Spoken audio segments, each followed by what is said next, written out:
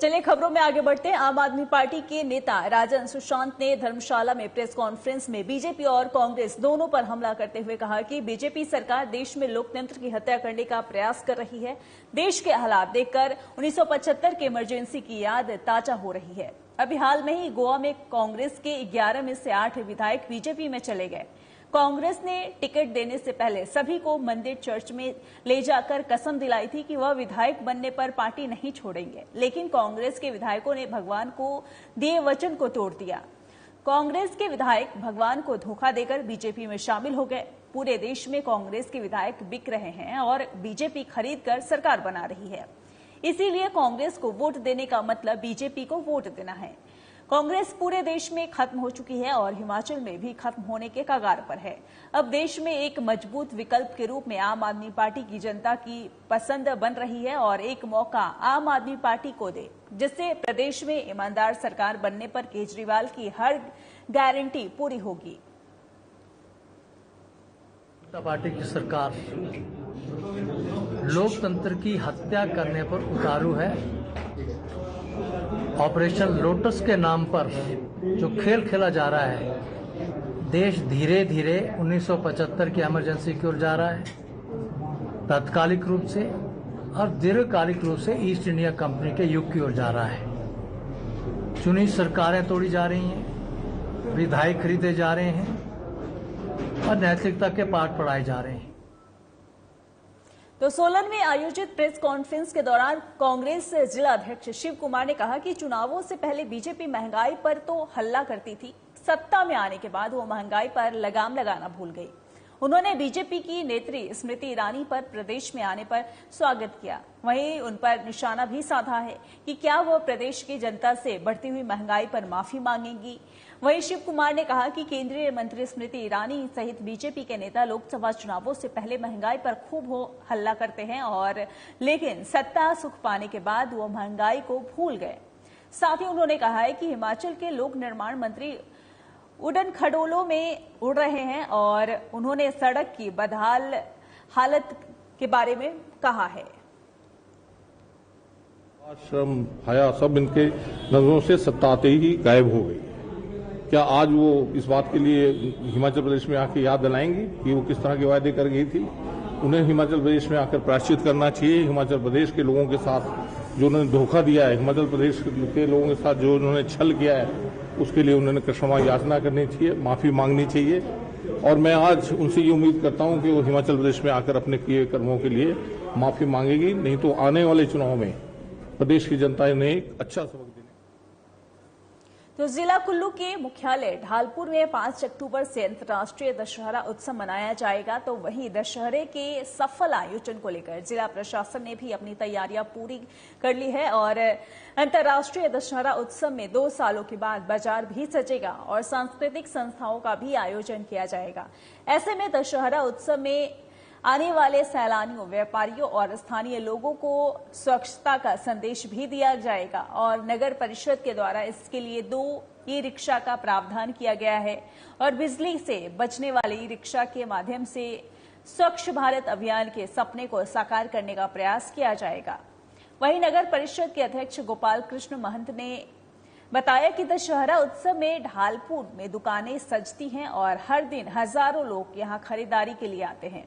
ऐसे में e rickshaw Dhalpur के चारों मैदानों में दिन भर घूमेगा और दुकानों के बाहर पड़े हुए प्लास्टिक और अन्य कचरे को भी ई रिक्शा के माध्यम से एकत्र किया जाएगा।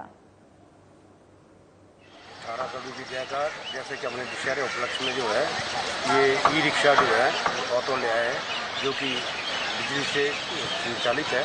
क्योंकि हमारे स्वच्छ भारत मिशन को जैसे हमारा अभियान चला है, उसके तहत जो हमारा देश में बिल्कुल पोल्यूशन जो है मुक्त करने के लिए उसमें ऑटो को जो हमें जो यहाँ लाया गया है। जैसा कि हमारा सारा ग्राउंड ढालपुर ग्राउंड आप देख रहे हैं, 4-5 ग्राउंड है, ये सब ग्राउंडों में घूमेंगे और इसमें जितना कूड़ा वगैरह हर चीज जो है इसमें कलेक्शन करेंगे। और यहाँ रुकेंगे एक छोटे से ब्रेक के लिए।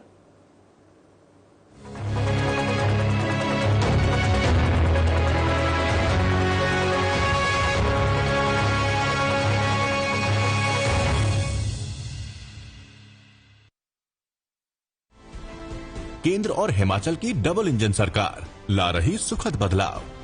हिमाचल में जयराम ठाकुर की सरकार की सहारा योजना लोगों के लिए वरदान साबित हो रही है। आज यहां लगभग 20,000 लाभार्थी प्रति माह 3,000 रुपए का लाभ प्राप्त कर रहे हैं। हमारी सिचुएशन इतनी अच्छी नहीं कि हम बच्चे का इलाज करवा सके। जो मेरा बच्चा ये बचपन से ही हैंडीकैप, चल नहीं पाते हैं। मैं धन्यवाद करना चाहती हूँ हमारे हिमाचल सरकार का कि उन्होंने हमारे लिए, मेरे बच्चे के लिए जब सहारा योजना दी है, जिससे हम अपने बच्चे का इलाज कर पा रहे हैं। स्वास्थ्य सेवाओं के लिए तत्पर हिमाचल सरकार, यहाँ मिल रहा हर जरूरतमंद को समय पर उपचार।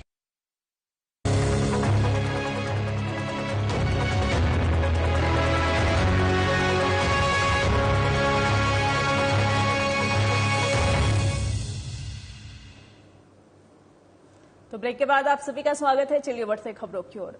स्वच्छता लीग कार्यक्रम के अंतर्गत 17 सितंबर से नगर परिषद डलहौजी के सौजन्य से एक रैली का आयोजन किया गया है, जिसमें डलहौजी के विभिन्न स्कूलों के छात्रों और शिक्षकों ने अपनी भागीदारी सुनिश्चित की। रैली को उप मंडलाधिकारी नागरिक जगन ठाकुर ने झंडी दिखाकर रवाना किया है और वहीं उन्होंने खुद भी इस अभियान में शामिल होकर सफाई की और लोगों को स्वच्छता का संदेश दिया है। डलहौजी के मुख्य गांधी चौक से आरंभ की गई ये रैली सुभाष चौक से होती हुई दोबारा गांधी चौक में आकर समाप्त हुई। रैली के साथ साथ विद्यार्थियों ने रास्ते में सफाई भी की और लोगों को स्लोगन के माध्यम से स्वच्छता का संदेश भी दिया। वहीं उप मंडलाधिकारी नागरिक जगन ठाकुर ने कहा कि इस कार्यक्रम को प्रधानमंत्री मोदी के जन्मदिवस से भी जोड़ा गया है और उन्होंने रैली में भाग लेने के लिए डलहौजी के विभिन्न स्कूलों और उसके अध्यापकों का आभार जताया। उन्होंने कहा कि स्वच्छता केवल कहने की बात नहीं है, बल्कि इसे अपने जीवन में अपनाना होगा। एमसी डलहौजी के ईओ मैडम राखी कौशल जी, यहाँ पे उपस्थित डलहौजी पब्लिक स्कूल के छात्र और उनके साथ आए इनके teachers, Guru Nanak public school के छात्र, उनके प्रिंसिपल, यहाँ पे सेक्रेड हार्ट पब्लिक स्कूल के टीचर्स और उनके छात्र, गवर्नमेंट सीनियर सेकेंडरी स्कूल के छात्र और उनके टीचर्स, आज सभी यहाँ पे एकत्रित हुए हैं और एक ऐसा हम संदेश देना चाहते हैं कि स्वच्छता जो है सिर्फ ये कहने की बात नहीं है, ये करने का हमारा जो काम है वो करके ही होगा। आज 17 सितंबर को नेशनल लेवल पे स्वच्छता लीग डे मनाया जा रहा है। उसी के उपलक्ष्य में हम सब लोग यहाँ इकट्ठे हुए हैं। हमारे सारे स्कूलों के प्यारे प्यारे बच्चे हैं, हमारे सारे पार्षद हैं, प्रबुद्ध नागरिक हैं, प्रेस के बंधु हैं। एसएम साहब अभी थोड़ी देर में आके फ्लैग ऑफ करेंगे और ये जो आज की रैली है हम जीपीओ से स्टार्ट करेंगे और जीपीओ पे ही आके खत्म करेंगे। बीच में बच्चों को हम रिफ्रेशमेंट भी देंगे और रास्ते में जो भी हमें कचरा दिखेगा उसकी कलेक्शन करेंगे और आगे से हम तो पीडब्ल्यूडी और जल शक्ति विभाग पर सवालिया निशान लगाया है। शिवसेना बाल ठाकरे प्रदेश अध्यक्ष शिवदत्त वशिष्ठ ने आरटीआई अधिनियम 2005 के तहत जानकारी प्राप्त करके कहा कि 1 अप्रैल 2021 से लेकर 31 मार्च 2022 ऊना और हरोली पूछा था कि शिलान्यास और उद्घाटन हुए हैं, उसमें किसी कार्य पर कितना खर्च हुआ, कितने शिलान्यास किए गए और उद्घाटन पर कितना, किस वस्तु पर कितना खर्च किया गया, जिस पर विभाग ने जानकारी देते हुए कहा कि 34 शिलान्यास 59 उद्घाटन हुए हैं और सभी उद्घाटन और शिलान्यास पर 46,500 खर्च हुए हैं। की बात उन्होंने कुछ हद तक 5,000, 6,000, 7,000, 8,000 तक खर्चा किया है। आईपीएच विभाग में तो ये देखने को मिला कि मैक्सिमम उद्घाटन जो है वो मुख्यमंत्री द्वारा किए गए। अगर मुख्यमंत्री जी ऑनलाइन उद्घाटन करते हैं, कम से कम शिलापट तो लगती है वहां पे। और मैं प्रेस के माध्यम से विभाग से ये पूछना चाहता हूं कि आप ये बताएं कि 500 रुपए में कौन सा उद्घाटन होता है, जिसमें आपने रिफ्रेशमेंट भी दी, गाड़ियां भी चली, हार लगे, सब कुछ लगा। तो जिला सिरमौर के ग्राम पंचायत नौहरा धार के भोग गांव के किसान मटर की फसल की अच्छी पैदावार होने के कारण बहुत खुश है। यहाँ के स्थानीय किसान ईश्वर दत्त शर्मा और पवन शर्मा का कहना है कि मटर की फसल को 15 अगस्त से लेकर 2 सितंबर के बीच लगाया जाता है। इसके लिए सबसे पहले किसान अपने खेतों को तैयार करते हैं और उसके बाद खेतों में मटर की बुआई की जाती है। यहाँ के स्थानीय किसानों का कहना है कि मटर की फसल से उन्हें बहुत अच्छा लाभ प्राप्त होता है, लेकिन कई बार तेज बारिश या मटर की फसल में लगने वाली बीमारी के कारण उनकी फसल खराब हो जाती है, जिसके कारण स्थानीय किसानों को भारी आर्थिक हानि का भी सामना करना पड़ता है। वहीं स्थानीय किसानों ने प्रशासन से निवेदन किया है कि उन्हें अच्छी किस्म के बीज और दवाइयां दी जाए। फसल हमारे यहाँ तो अगस्त के आखिरी सप्ताह से और 4-5 सितंबर तक इसकी बुआई की जाती है। और जहाँ तक इसमें परिश्रम की बात रही तो पहले लोगों को इसके भिगोते हैं, अंकुरित करके इनको लगाया जाता है। और मैं प्रशासन से, जहाँ तक प्रशासन की बात है, वहाँ हमारे को कोई भी दवाइयाँ और बीज प्रोवाइड नहीं कराए जाते जो अच्छी किस्म की दवाइयाँ या अच्छे किस्म के बीज हो। मैं प्रशासन से भी यही अनुरोध करना चाहूँगा कि हमें मटर तथा और भी जो हम फसलें लगाते हैं उसके अच्छे बीज और दवाइयाँ हमें प्रोवाइड की जाए ताकि हम आधुनिक खेती की ओर बढ़ सके। मटर की फसल 15 अगस्त के बाद लगभग 15 अगस्त के बाद और लगभग 1-2 तारीख तक लगाते हैं। तो मटर की फसल जर्मिनेशन तो अच्छी हुई है, लोगों के जर्मिनेशन से तो सब लोग खुश है इस बार। और तो मंदिर के सेवादार दीपक शर्मा उर्फ मस्त कलंदर ने बताया कि नालागढ़ रख महनता जंगल में हनुमान जी का 300 से 400 साल पुराना प्राचीन मंदिर है, जो कि आज भी मूलभूत सुविधाओं से वंचित है। उन्होंने बताया कि हर शनिवार को मंदिर पर भंडारा होता है और रात में हनुमान जी का गुणगान होता है, जिसमें हजारों की संख्या में श्रद्धालु हनुमान जी के दर्शन करते हैं और सुबह आरती के बाद वापस जाते हैं। हमारा जो बहुत ही पुराना मंदिर है, 300 से 400 साल पुराना मंदिर है, जो रख महंता जंगल में पड़ता है, प्राचीन श्री हनुमान जोड़ी मंदिर के नाम से, जो कि मूलभूत सुविधाओं से वंचित है।